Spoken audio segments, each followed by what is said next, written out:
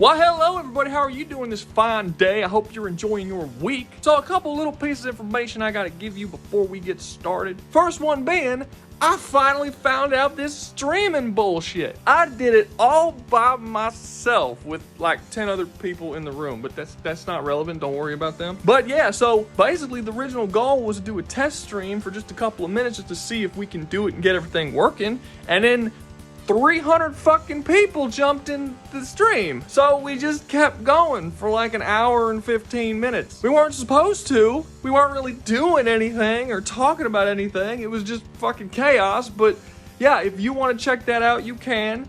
You can go into the stream. It's in the live section of my channel. And you can see me mid-process trying to figure out how to fucking work the stream system. It's worth a couple of laughs in a sad, pathetic kind of way, you know? So today we're gonna take 4 warrior-ish like characters. I actually don't know what the theme is today. I'm not really sure what I'm even gonna title this, but I know they're gonna have like swords. That's all I know. And we're gonna chuck these guys behind enemy lines to see if they could survive in the hellscape that is Mordor from the Lord of the Rings universe. Now, to clear a couple of things up before we get started, because I know some people are gonna say some bullshit. Firstly, this is not the version of Mordor from the books. What, you think I read the fucking books? I'm not gay. No, this is from the Shadow of franchise. Shadow of War and Shadow of Mordor. So if you haven't read the books and you don't know anything about that kind of shit, you don't really need to, because I'm not really going to be pulling from it all that much. Next up, I kind of have to slightly, a little bit, not really, but still shit on scalers a bit. I know that a lot of scalers are going to say that a lot of the characters in the Shadow of games scale to like country and multiversal and all this ridiculous shit, because apparently that's what they scale to in the books. And they just match them because it's the same character. Like, the Witch King can destroy a continent in the fucking book, so obviously he's continental. I don't know why you would scale like that. Like, the games aren't the books. That's stupid. Would you scale the Witch King to the books in the movie version? Like, they're not the same. I mean, fuck. Shelob turns into a sexy pale black dress bitch. That's not in the books. This shit does not care to be lore accurate, and they sure as shit didn't look at the fucking scaling of the books. I mean, come on, guys. So any crazy over-the-top power shit that happens in the books, it's not relevant here. Secondly, I know a lot of people are gonna say that this is a stupid challenge because I'm putting like skilled warriors behind enemy lines, and even Frodo was able to survive in Mordor. So obviously all these guys should be able to survive in Mordor just fine. Frodo is not a skilled warrior. This is stupid. But you're misunderstanding a couple of things. For one, it is stated in the original Hobbit, not books. I didn't read the books. That's not something I did.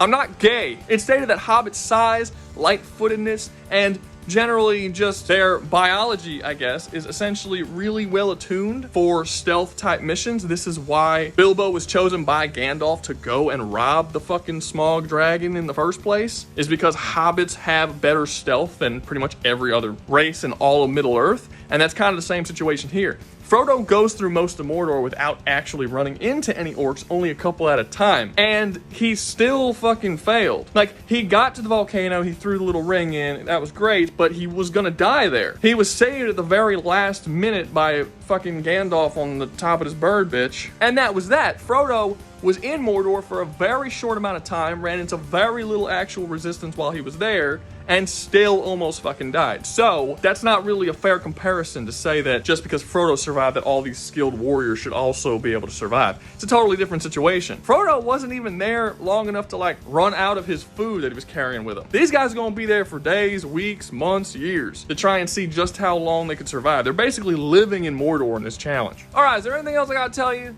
I don't think so. I think that might be it. If you enjoyed the video, make sure to like, subscribe, comment, share, and join the membership. Remember, if you join the membership, you get videos early. Also, remember that we have a Discord, and many of the people who are actually a part of the stream last night were just basic bitch Discord members. They just jumped in the chat and started talking and shit, and it's pretty open. It wasn't just me. So if you're interested in being a part of the streams and being a part of the community more, go join the Discord. Link is down below in the pinned comment. But I'm wasting up your time. Let's get started. So what exactly is this whole like Mordor shit all about? Like what's their deal? They're real fucked up, guys. They're real fucked up. So within the country, I guess, of Mordor, not a continent, I suppose it's a country. Within the country of Mordor, it's just this festering, putrid, vile, like fucked up land where you got a bunch of like crazy monster evil bitches, orcs, who are in this constant state of warring with one another and cannibalizing each other, and like they're always constantly fighting for power to see who can be the top dog under Sauron and serve Sauron the best. And they're all like religiously loyal to Sauron, and their entire existence is based around the idea of slaughtering every other form of life that isn't Sauron or orcs. And sometimes they settle down and get married and have children and have like really like nice lives where they are tired of being oppressed by the mean old humans and elves and fucking Rings of Power, man. It's so stupid. They're soulless, destructive monsters who all they want is murder and death and destruction. Why would you even do this? No. They don't get married, they don't have children. There aren't even any female orcs in existence. Awful. And among these orcs, you have several different tribes, and all the tribes have like different types of specialties. For instance, there's the Machine Tribe, which are basically a bunch of orcs that purposely replace their body parts with like metal fucked up pieces, and they worship metal, and they're like fucking freaky and shit, and they have this chain thing that they spit at people, and then it grabs them, and they pull them to them like the fucking scorpion. Get over here. You know, that whole thing. Then you have the Beastmaster Tribe, whose whole specialty is basically training animals to fight for them, but they're not really animals, they're like animal monsters. Like there's these Graug things, or Grogs, whatever. They're big fucking wolf, beast, bear things. They can also train giant trolls that are like the size of 3-story buildings, and massive bat creatures, and drakes, which are basically dragons. I don't know what the difference is. They're like, I guess, small dragons, but I wouldn't really call these motherfuckers small. I mean, they're pretty massive. They can completely come in and just wipe out whole castles and shit. But for whatever reason, they're called drakes. Then you have the Mystic Tribe. They use fucking magic and sorcery and shit. They can teleport and use necromancy to bring people back from the dead. Sometimes they can bring themselves back from the dead, which I don't know how the fuck that works. And there's just a bunch of like wizard orcs. Then you have the Dark Tribe, which are a bunch of assassins. They can actually hide and disappear in the shadows, like literally vanish and then poof out of, kind of like Jackie Staccato darkness style. Like they literally disappear in, I'm not speaking metaphorically, like they literally go inside of the darkness, and then they pop up and fucking stealth attack you and stab you and murder you. And a lot of times they'll have like poison tipped blades and shit. They're assassin shit. Like that's their whole thing. And it just kind of keeps going like this. You get the idea. There's a warmonger tribe, there's a marauder tribe, and onward and blah blah blah. And all these orcs have all different manner of powers. Some of them can curse people, some of them use explosive weapons or ride on the back of Caragors, and just generally do all kinds of crazy shit. Now the thing that's gonna make this particularly difficult is the Nemesis system. Now, if you've never played a Shadow of War, Shadow of Mordor game, you probably should, because the Nemesis system is badass. It's really the main reason to play the game. But basically, as you're playing through the game, the orcs generate their own personalities and storylines and power sets. And they'll come at you time and time and time again, and you'll keep fighting them. Sometimes you'll kill them, sometimes they'll come back to life, sometimes they'll escape if you start to win. Sometimes they'll kill you and they'll get stronger, and then when you see them next time. But they're also a higher rank now, and they remember beating you, and they'll fucking mock you and shit about it. And obviously for a game, this is like a really fucking cool mechanic. But it also means, for the purpose of the survival challenges, that you're not going to be going up against a bunch of faceless goons. Like, a lot of these fucking orcs are really badass and really skilled and very powerful, with their whole own assortment of abilities, powers, and just things that they can use against you. Oh, and just let me be clear. I know that I'm saying orcs a lot in this video. I'm aware that there's more than orcs. I know that there's Uruks and there's Olokai and all these different, like, versions of orcs. I'm calling them orcs for shorthand. So, like, don't freak the fuck out, nerd. But yeah, a lot of these orcs are just ridiculously skilled and powerful. In the game, you play a character called Talion, and Talion is a Ranger of Gondor. Rangers of Gondor in the Middle-earth sort of lore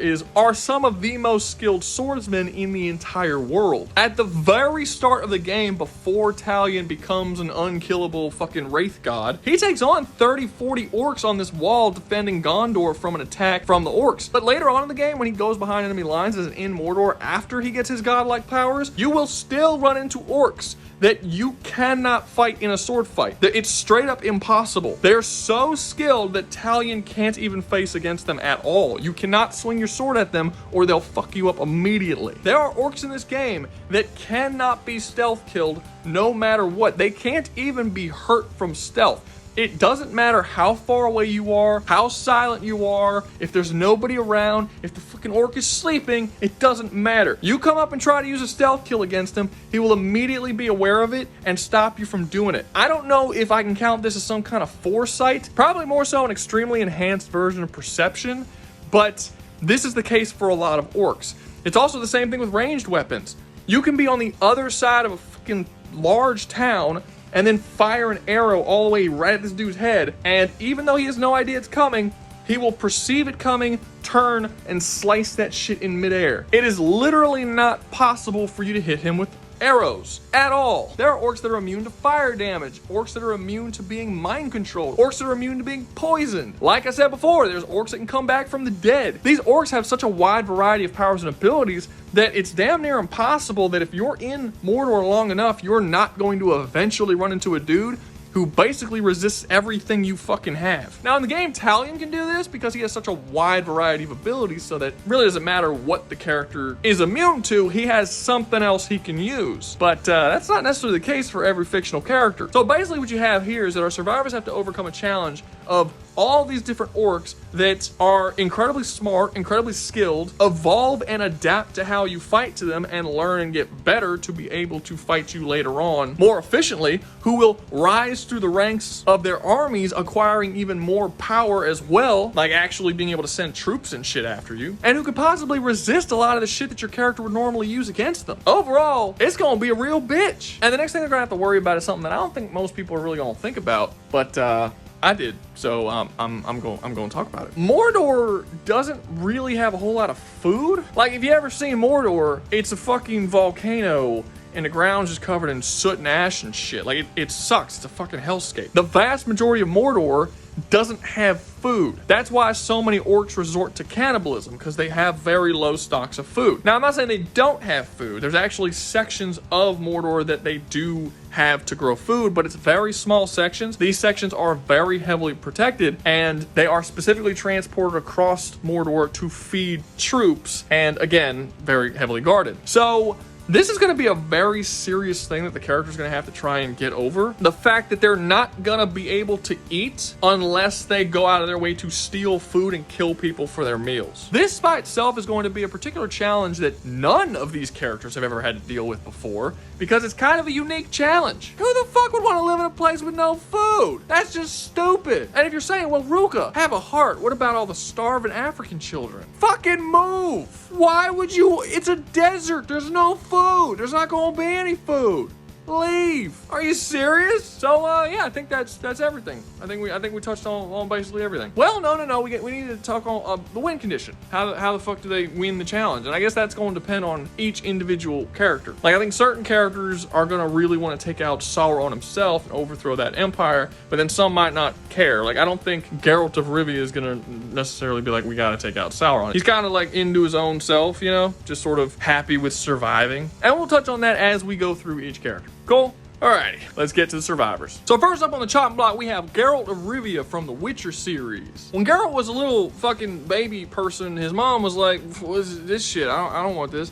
And then she just like tossed it in the woods somewhere and fucked off. And then some other dude showed up and found the little baby and was like, yo, hey, there's a fucking baby over here. Let's teach it how to kill things. And they did that, and a couple years later, he was a Witcher. A Witcher in the Witcher series is a group of different schools of like thought that basically teach people how to fight monsters. And they go through this fucked up ceremony that causes most of them to die, but then when they survive it, they're like superhumans now, and they get special powers and shit. And Geralt is actually, as far as we know, the only Witcher ever to go through that same process twice, so he's like a superhuman. So now Geralt is just this superhuman monster slayer that just travels around the world killing monsters for money, and also like fucking a lot of witches, because he like really likes fucking witches, which, I mean, okay, fair. And he can do some pretty impressive shit. He can swing his sword fast enough that it looks like a blur to anybody who's seeing him. He's capable of outrunning like really fast animals like wolves and fucking tigers and shit. At one point, he was able to survive an entire windmill collapsing on top of him, and he just like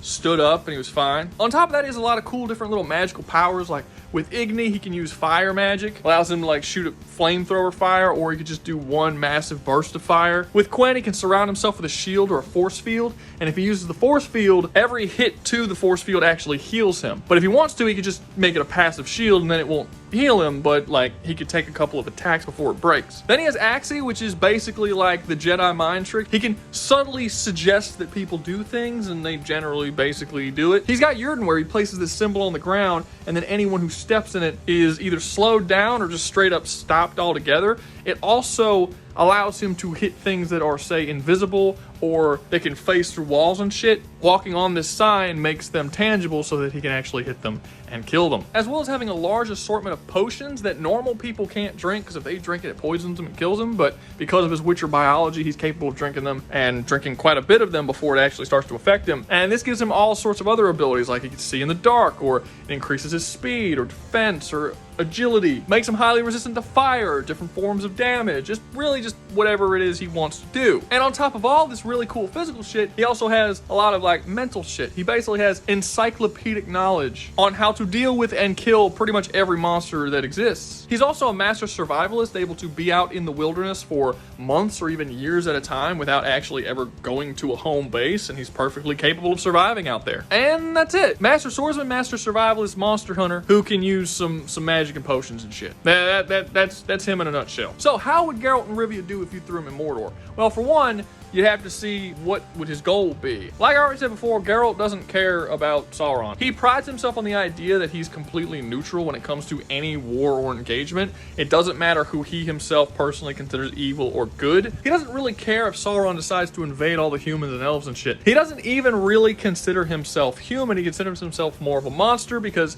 there's this whole thing where humans treat Witchers pretty fucking poorly. Because when Witchers go through the Witcher process that makes them the superhumans, not only does it change their appearance and make them look obviously kind of not human, but also they lose the ability to have emotions and feelings and care for things. Or at least that's what people believe. I don't really believe it, because Geralt is shown throughout these series to actually care for people, but even he himself says that it takes away your emotions when it happens. But I don't know, I've seen him feel emotions, so I don't really know how accurate that is. But because of this, he is treated as an outsider and a monster, and he basically lives his life as such, as an outsider. Now, is it possible that he might make it his problem if he's in Mordor long enough? Like he might make Sauron and the orcs his problem because of just how evil the orcs are? They are essentially monsters? Possibly, but not for free. Geralt doesn't just go out of his way to kill monsters without getting paid. Like, he's a good dude, but it's still his job. So I can definitely see some sort of situations where maybe the humans or the elves might actually hire him specifically to go in and take out certain, like, higher level orcs, or hunt major monsters in the area. That is absolutely a possibility, and more so probably most likely what's going to end up happening. Now, do I think he's going to survive it? That's a rough one. I think if you put him up against any monster, yeah, I think he's going to survive. Like, the strongest monsters you could possibly fight are drakes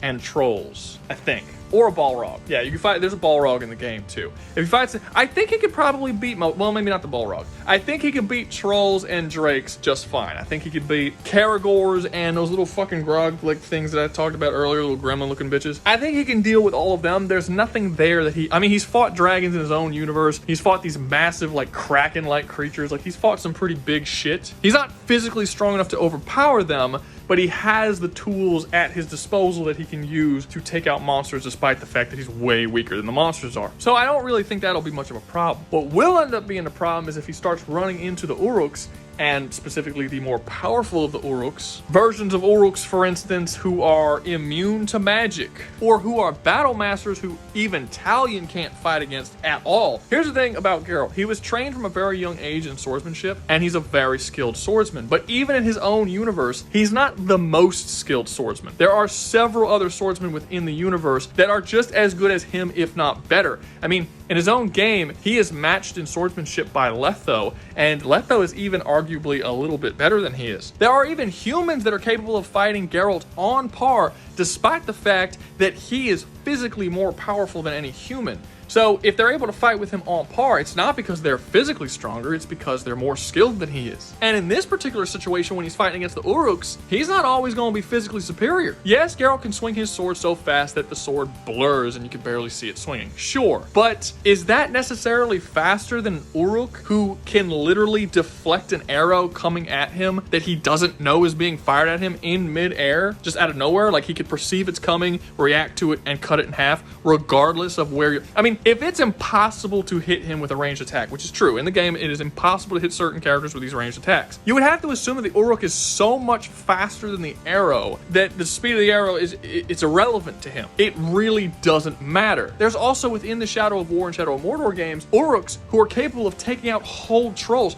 Like how I just said that Geralt can defeat trolls because he has the proper tools at his disposal to do so. He's not out like matching them in a physical fight. There are Uruks who could take out trolls in a physical sword fight. Like, just walk up to him and just fucking take him blow for blow and then beat the fucking troll. Geralt can't do anything like that. And if he goes up against some of these Uruks with this amount of physical power, with this amount of skill, Geralt can't win. And unlike Talion, who has abilities like being able to dash on the other side of the city away from danger or stealth his way out of there, Geralt doesn't have any of that. He's not a stealth master, and he doesn't really have any way of escaping combat other than just jumping on Roach, which is the name of his horse, and just fucking running away. But even if he does that, he's in Mordor. He's behind enemy lines. He's literally going to be chased by hundreds upon hundreds of people. Talion is capable of fighting against hundreds of Uruks at the same time. And while many Uruks give him a serious challenge, he's clever enough, skilled enough, and has a large enough variety of abilities that he can sort of get himself out of those situations. Geralt at absolute max might be able to take on like 10 human dudes. Maybe if you want to push it, you might be able to say 15, but for the most part, his ability is relatively believable. He's not mowing through dozens, if not hundreds of people like Talion is. And Talion still gets killed all the fucking time in the story mode of the Shadow of War games. The only reason why he's still alive is because he can come back from the dead. Geralt can't do that. I think it gets a lot of mid and even possibly low tier, like captain level Uruks are going to be physically stronger than him, more skilled than him, and are going to be resistant to a lot of the shit that he can do, and he's just not going to be able to deal with it. And then on top of that, just the sheer number that he's going to have to deal with. And now normally I would say it's fine. He'll just like go, kill the thing he has to kill that he's hired for, and then go back and turn in the bounty. Okay, fine. But again, he doesn't have any stealth abilities. So the likelihood that he'll be able to get his job done and get out of there without being caught when he's behind enemy lines is insanely unlikely. He's a survivalist, not a fucking ninja. And on top of that, we've never seen him have to be a survivalist in an area where there's no fucking food. Like, the land that he comes from has crops and trees and plants and shit that he can eat shit from. The vast majority of Mordor doesn't have food. So even if he was a stealth expert, he still wouldn't be able to avoid conflict completely because he'd have to go steal food from the fucking orcs. Look, I like Geralt a lot, but he's fucked here. I don't really see any way that he could survive any of this shit. Next up, we have Jin Sekai from the Ghost of Tsushima series. And I can already know what you're thinking. Why the fuck is he above Geralt? I don't understand this. Geralt is a superhuman god of death. Jin Sekai is just some normal asshole. He doesn't even have any powers. He's just a guy with a sword and some throwing knives and just very basic shit. He can't fight giant monsters. Giant monsters don't even exist in his universe. How the fuck could he possibly survive? Well, because he has a lot of skills that's going to help him survive better than Geralt. Geralt doesn't have the skills to avoid conflict once he goes to Mordor. Jin does. Unlike Geralt, Jin is a stealth expert. Unlike Geralt, Jin is a climbing expert who can climb on the tops of buildings and shit like this to get away from things if something goes bad, or to more easily help him circumvent different towns and things that are covered with orcs if he needs to. He doesn't have to be on the ground floor. Unlike Geralt, Jin is capable of using guerrilla tactics to wipe out his enemies without like having to physically fight them in a sword. Guerrilla tactics. Can you use the word guerrilla tactics here? Because like the concept of guerrilla tactics wasn't invented until like way later, like hundreds and hundreds of years after Jin Sekai was even alive. But it is technically guerrilla tactics, right? Like he sneaks behind enemy lines, poisons all their food, and they die. And that's guerrilla tactics, right? Do I have that right? I don't know. Whatever. He does that. He's willing to do some pretty shady shit like assassinations, and he's willing to use poison and all this different kind of stuff in order to take out the enemies that he needs to take out. So he's not going to survive longer than Geralt because he's physically stronger. He's going to survive longer because he's a fucking stealth expert, and that's really useful when things can kill you. It really doesn't matter how much stronger Geralt is than Jin if he's not strong enough to overcome the Uruk. Uruks. But it does matter that Jin is more stealthy than Geralt if he can out-stealth the Uruks, which he can sometimes. Just like many Uruks can be completely immune to arrows flying at them or physical attacks with swords and shit, they can also be completely immune to stealth. They have perception that is high enough that allows them to know you're there just without you giving yourself away. They just know. Like, there will be times where you're stealthing in the game as Talion and you're all the way up in the back of some build and you haven't touched anyone, no one sees you, and you're walking, and all of a sudden some dude pops out of the fucking shadow, be like, "Gotcha, bitch," and then they'll fuck you up, and you're just like, how? And it's like they just know. They have the ability to perceive you and then ambush you out of the fucking shadows out of nowhere. And while I think that Jin can get away with his stealth tactics for a little while, it's only a matter of time before he runs into one of the Uruks that have this perception ability. And once he does, I don't think he's going to be able to take them on in a physical fight, like at all. Because again, he is just a normal dude. He's a very, very skilled normal dude. He's actually stated directly to be the greatest swordsman in all of Japan, which, you know, pretty impressive. That's where samurai are. But Japan is still based on what is essentially the real world. And this isn't the real world. This is bullshit fantasy land with Uruks and fucking giant trolls and shit. And if he's stealthing his way around killing people all willy-nilly, I mean, it's just kind of a matter of time before he runs into the wrong person. Now, Jin's character in Ghost of Tsushima didn't really have to fight against the Mongols, but he chose to for his homeland. Like, he felt that that was the right thing to do. He felt a duty and honor to do it. Will he feel a duty and honor to go after Mordor and take out Sauron? Probably not, because he's not in Japan anymore. He doesn't have any sort of attachment to Mordor. However, I still think he's probably going to join the human armies and assist them in fighting against the orcs, because they're just so unbelievably evil and destructive and like pure, you know, all that kind of stuff when they're not like, I don't know, babysitting their kids, I guess, Lord Rings of Power. I just don't think Jin is evil or cruel enough to completely ignore it altogether, especially if he's stuck here. I mean, he's got to do something. So I think he'll probably join the human army and basically just kind of be like a basic bitch sort of human troop that might be kind of like decently, like, he's not going to be Ranger of Gondor's level of skill, but he's going to be in the sort of, you know, B class, like if you gave it like a grade rating in terms of sword fighting skill. And the stealth might bring him a little bit higher to like, you know, an A class fighter, but he's not going to be able to take on even most captains, especially not war chiefs or fucking overlords who could literally take on small armies of humans themselves. So will he live? Yeah, probably through like greater numbers if he joins the humans. If he doesn't join the humans, he's dead.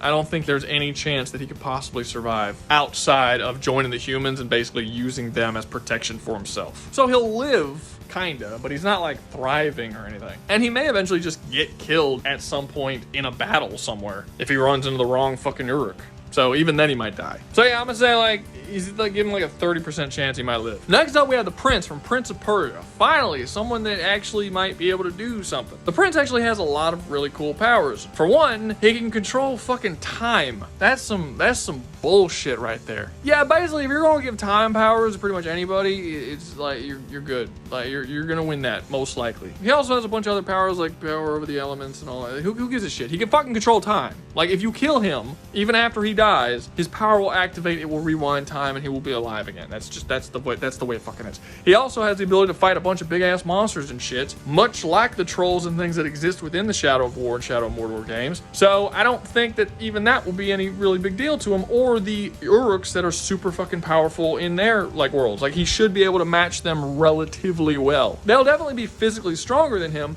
but he's strong enough and skilled enough, I think, to overcome that. But I'm getting a little ahead of myself. So like, what's his whole deal? Well, he was originally like a selfish piece of shit prince dude, and he was like, hey, with my selfishness, I'm gonna go do some fuck shit and basically fuck my whole country and put a curse across the entire land, and it's gonna be really bad. And then when he did that, God was like, oh, wow, you just fucked up really bad. Here's some superpowers for you because you're just so fucking, yeah, here you go. Isn't that cool when that happens? When you treat your whole country like a filthy fucking whore and then are rewarded with superpowers? Is that how it works in real life? Should I give Russia a call? Be like, hey, I probably know some secrets you guys might want to know. Seems like a good long-term investment. But of course, he didn't remain that way. Eventually, he learned his lesson and became a better person and, you know, less of a piece of shit and stuff. And he became a heroic character, a character that fights for the good of others over his own self. He also became like an emo for a couple of years. He was really depressing and shit, like a Persian Batman, but don't worry about that. It's fine. So with him becoming this great heroic character, it actually means that he's probably gonna want to go and overthrow Sauron. First dude who might actually want to go and overthrow Sauron. And in terms of how well he'll be able to do that, he'll get kind of far. Like I said, in terms of physical combat, he's gonna be okay against most Uruks. There's still going to be Uruks that are more physically skilled than him in terms of fighting. There's still Uruks who can curse him or do all kinds of horrible things to him, but luckily, that's the good thing about being able to control fucking time. It doesn't really matter what people can do to you if you can just go back in time and completely ignore that shit. But there is a pretty big fucking problem with this, which is that he can only go back in time so many times. You see, the way his whole going back in time bullshit works is that he has the sands of time. But when he goes back in time, the sands of time deplete. If they're completely depleted, he can't do that shit anymore. So it's not like he can just jump into the fray all willy-nilly, get himself killed, and just keep trying. This isn't fucking Groundhog Day. He has a couple of redos, and that's about it. Which in this particular scenario, since he's stuck in Mordor for what will likely be months, if not years, until he can fix the situation that he's dealing with, it's only inevitable in a matter of time before he runs out of the fucking sand. Because in Mordor, he has no way of actually replenishing it. And once that shit happens, he's really not that much better off than someone like Geralt or Jin. Physically, he's closer to the Geralt level of things where he can fight back, although I would argue he's considerably more skilled than Geralt is. And like Jim, he's capable of doing the climbing shit. Not stealth, he doesn't really stealth anyone at any point,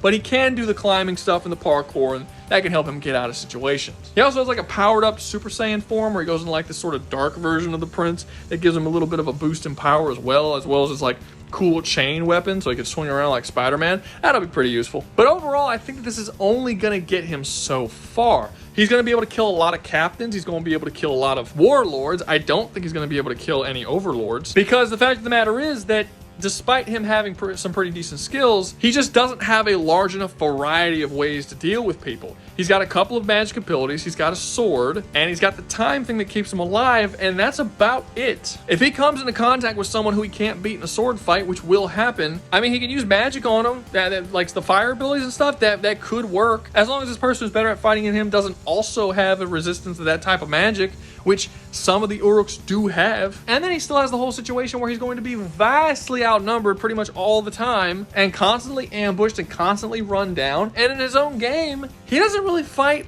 dozens and dozens of people. He's really skilled and can basically take on any person one-on-one, for the most part. But a lot of that is not necessarily due to his sword skills, but his overall ability with his magical abilities and his time shit and all that kind of stuff really helps him out. I don't think that his sword skills are to the level of someone like Talion, and there's still tons of Uruks who can beat Talion in a sword fight. So kind of like Jin, the only way he's going to survive is if he joins the humans against the Uruks to sort of use them as kind of a sort of it sounds shitty saying it this way, but yeah, kind of using them as a shield and not going off on his own. However, if he does do that, I think he's going to be a lot better off than Jin was. Jin, once he joined the human group, is going to be like not that strong. Like, he's not going to be like a standout member of that group. He's just going to be kind of a skilled swordsman. But if the prince joins the humans against the Uruks, yeah, he'll be like probably the most powerful person in that army, likely even holding a high up position, someone who can actually command his own units and become a much bigger threat to the orcs. So unlike Jin, who I think that if he joins the army and then goes to fight against the orcs,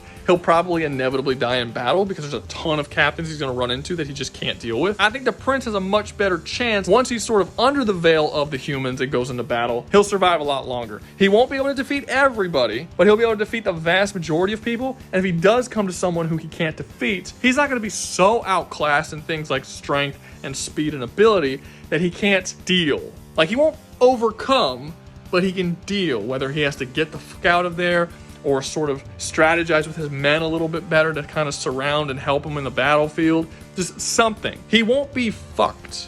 And Jin was fucked. That's the main difference. So if Jin was like a 30% chance of survival, I give Prince like, I don't know, 65 maybe? Yeah, we'll go with that. Last up, but certainly not least, we have Nightmare from the Soul Calibur series. Is there even really a point of me going over the backstory and character of a demon that's possessing a sword? Like, I mean, is there even much I can fucking tell you? He's a fucking demon possessing a sword. That's what he is. You could probably guess his whole deal just by me telling you that. He's pretty fucking evil. He wants to take over shit. He wants to kill a lot of people. So to be fair, Nightmare is not really Nightmare. That's what people call him, but it's really a demon known by Inferno that lives within a sword called the Soul Edge. Anyone who touches this sword becomes instantly possessed and controlled by Inferno and gains a bunch of awesome power, but again, it doesn't matter because you're being controlled by a demon. And then he goes off and starts fucking with everybody and killing shit and stuff. And the actual armor, like Nightmare armor, is not actually a person. It's just a suit of armor that he is possessed. So the person who is Nightmare doesn't matter. I mean, you can keep hitting Nightmare with a sword. It's a fucking suit of armor. The sword is the thing that's the issue, not the fucking floating suit of armor with a goddamn spirit inside of it. And the thing that makes this character so ungodly fucking broken is the fact that, one, he can just stare at you, and if he sees you, he acquires all of your powers and fighting skills, which, you know, broken. And he has the ability to just rip the souls out of a person's body.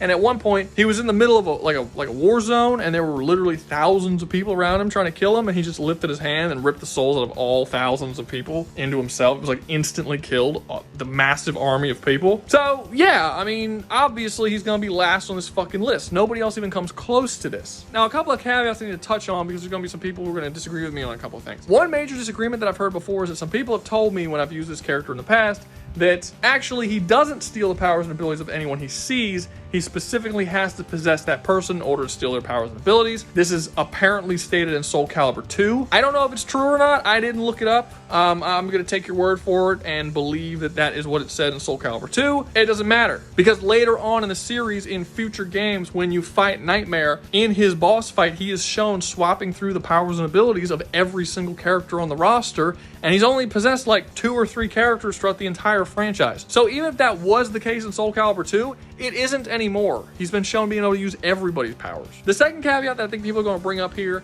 is the, god damn it, the Versus Battle Wiki shit. So apparently on Versus Battle Wiki it says that he's like moon level or some shit because he fought a dude who, like, when that dude appeared, there was an eclipse and they gave the person he was fighting the power that he can like move the moon. I hate this type of shit. I think this is so stupid. Like the dude he's fighting, I think Abyss was his name. He doesn't telekinetically grab the fucking moon and chuck it at Nightmare, and Nightmare stops that shit. Like, that would be a moon thing. No, Abyss shows up, and his evil is just so corrupting and awful that it causes an eclipse to happen. That's not a combat feat. He can't control it to happen. The character doesn't have telekinesis. Like, how can you use that in terms of combat and increase his power just like full? Like, just because there's an eclipse, you can suddenly assume that Abyss's physical strikes with his sword are powerful enough to destroy a fucking moon? Why? Why are you assuming that? This happens all the time. This is a very common thing when you have just some great evil that when they show up, their evil corrupts the environment. I mean, are you really gonna say that the Mummy from the fucking Brendan Fraser Mummy movie is moon level because he caused an eclipse? When he shows up, he causes all the plagues of Egypt, and one of them is an eclipse. So is the Mummy moon level? They're capable of shooting him and chopping his arm off, and they scare him with cats and shit. Brendan Fraser fought him a couple of times and survived. He's taking hits from him. Is Brendan Fraser fucking moon level? No, it don't make no goddamn sense. He's not moon level. He's not country level. He's not fucking continent level. You guys are fucking stretching this shit. You stretch that shit and it fucking popped. Having said that, even though he's not that powerful, he's still way too powerful for any fucking person in Mordor. I mean, it's crazy. Like, the ability to look at someone and steal all their powers basically makes him unstoppable in this universe. There's just nothing that comes even close to that. Like, everything I said before, how there are Uruks who are so amazingly skilled that Talion can't even touch them with his sword, and that because Talion is so unbelievably skilled at sword skills, that kind of means that nobody else on this list is really going to be able to touch these Uruks either. Well, guess what? Nightmare can look at these Uruks who are so unbelievably skilled that no one can touch them with a sword, and now he knows that same skill, and he'll probably be able to touch them with a sword now. Also, just in general, before Nightmare even gets there, he's just more skilled than anybody else on this list, including Talion. Because in his own universe, he's like thousands and thousands of years old, and he's been able to steal these skills, the fighting skills of every single character that he's ever looked at over the course of those thousands of years. And he uses the fighting skills of the greatest fighters that have ever existed across all of time. So that's just more impressive than anything that happens in any of these other games. But he can steal their abilities. So either way, he's gonna be able to fucking hit him. And it's not only fighting skills, it's powers too. There's a character named Cervantes in Soul Calibur, and he's like a really good sword fighter and stuff, but he has the power of telekinesis. When Nightmare steals his powers, Nightmare is shown also using the powers of telekinesis, which means if Nightmare starts looking at orcs who have, you know, cursed magic, dark magic, the ability to teleport, the ability to use different elemental weapons, all this different kind of stuff, he's gonna steal all of that shit. And his general ability to fight is going to increase. He's essentially going to be every single skill that every single Uruk in the entire Mordor army has, all smashed into one fucking person. He's gonna be able to steal the skills and powers of the Black Hand and the other like right hand type of man of Sauron. If he ever sees Sauron, he's gonna be able to steal the fucking skills of Sauron. And that doesn't include all the goddamn soul stealing he's gonna be able to do. He could lift his hand and steal the souls of an entire fucking army. And while the Uruks are capable of resisting a lot of shit, at no point are they ever shown resisting soul ripping. Like, I didn't talk about this when I was doing the Witcher section because I forgot, but the Witcher has the ability to, you know, the Axii, the ability to fucking mind fuck people like the Force. That wouldn't really work on a lot of Uruks because a lot of Uruks actually resist the branding that Talion can do that dominates their mind. And that mind domination that he does is significantly stronger than the one the Witcher does. So the Uruks actually do resist a ton of really cool powers and abilities. But yeah, soul ripping's a new one. And like, would he be able to rip the soul of Sauron? Like, once he looks at that big ass eye in the sky, he could steal the powers of Sauron, and then would he be able to rip the soul? Honestly, if you had to ask me like, what do I think is going to happen? I think that Nightmare is going to supplant Sauron as the new leader of the orcs. I think much like the Uruks had this sort of split faction where half of them joined Sauron and half of them joined Talion, and Talion kind of went to war with Sauron for years and years and years, trying to hold back the orcs as long as humanly possible and stop them from escaping Mordor and like invading the rest of the world. I think something similar is going to happen, but instead of them joining Talion because Talion is like mind fucking them basically, they're going to join Nightmare because Nightmare